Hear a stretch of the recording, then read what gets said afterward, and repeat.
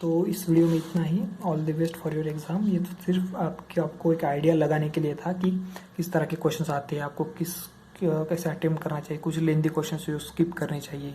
और पार्टिसिपेशन आप देख रहे हैं कितना इंपॉर्टेंट है यहाँ पर मैक्सवेल इक्वेशन जो भी है, थर्मोडायनेमिक्स वो इंपॉर्टेंट है, एंट्रोपी का कंसेप्ट इंपॉर्टेंट है, एडियाबैटिक इक्वेशन तीनों भी इंपॉर्टेंट है, कैरनॉट साइकिल इंपॉर्टेंट है।